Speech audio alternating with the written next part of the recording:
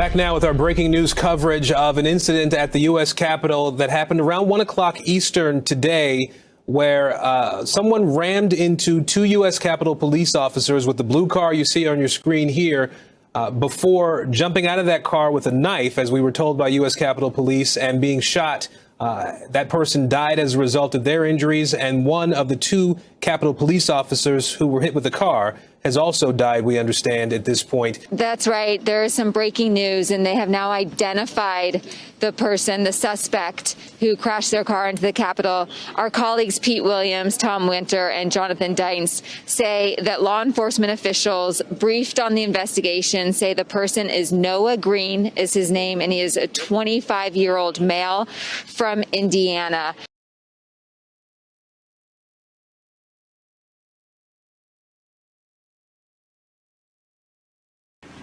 Plumes of smoke rose from a hospital in eastern Russia on Friday as doctors stayed behind to complete open heart surgery. The Russian Ministry of Emergencies said that all medical staff and patients were evacuated from Amur State Medical Academy's cardiology centre. A group of 8 doctors and nurses stayed in a surgery room to complete the operation. A picture from the operating theatre was shared by the region's governor's Instagram account. According to the ministry, a special vehicle was used to provide power as the electricity supply in the building was cut. No deaths or injuries were reported, and extinguishing the fire took more than 2 hours.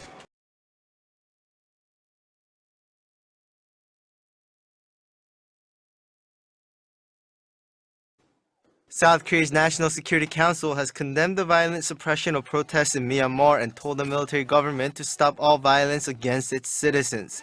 In addition, the NSC said it'll work with other countries to restore democracy and peace in the region, and that it'll protect any Koreans currently in the country.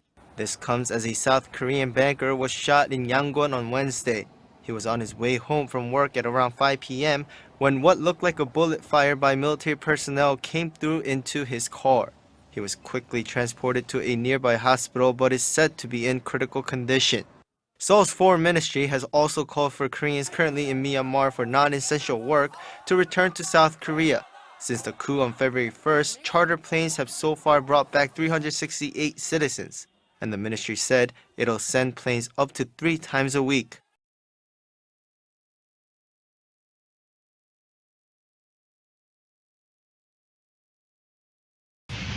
It's pictures like this that have got the government in Kiev so concerned. A week ago, 4 Ukrainian soldiers were killed in fighting in the east. Now Kiev's accusing Russia of preparing to expand its military presence in the separatist-controlled regions of Donetsk and Luhansk, as well as the border with Crimea to the south. Москва має припинити військове нагнітання. On Thursday, Ukraine's foreign minister called on Moscow to, quote, immediately and unconditionally reaffirm its commitment to a political and diplomatic settlement and a ceasefire regime.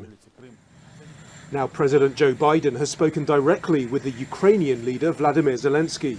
The White House says he affirmed the United States' unwavering support for Ukraine's sovereignty and territorial integrity in the face of Russia's ongoing aggression.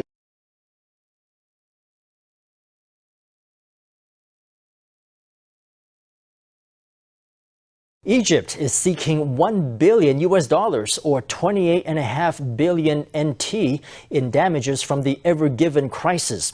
The Suez Canal Authority said the amount will cover losses incurred by the Ever Given blocking the canal for 6 days, as well as the cost of freeing the ship.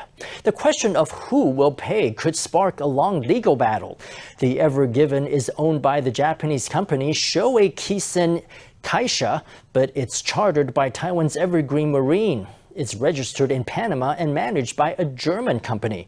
On top of all that, there are conflicting reports about what caused the grounding, adding several layers of complexity to determining responsibility for the incident. Suez Canal Authority Chairman Osama Rabi said if agreement can't be reached and the issue of who pays is brought to arbitration, the Ever Given and its cargo will continue to be held in the canal.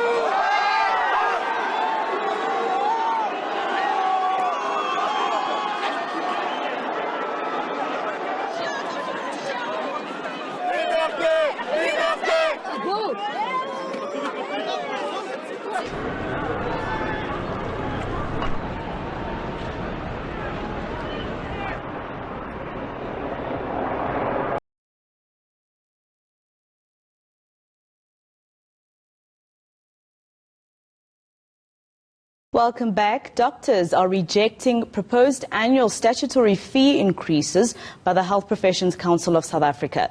The HPCSA has taken a decision to increase doctors' and dentists' fees by 15% this year. But doctors say this is not a fair move given the pandemic. This week, the council met with organizations, including the South African Medical Association, to discuss the matter.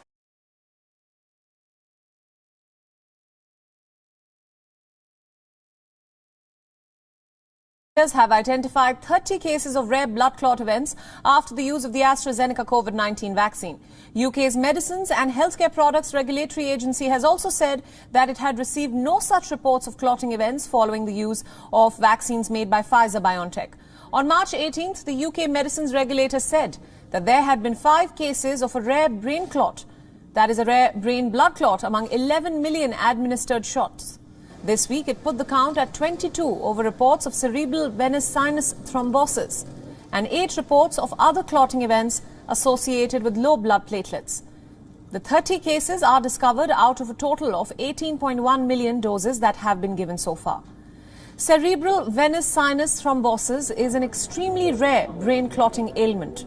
As investigations into reports of rare and sometimes severe blood clots continue, some countries are restricting the use of the AstraZeneca vaccine, while others have resumed the inoculations.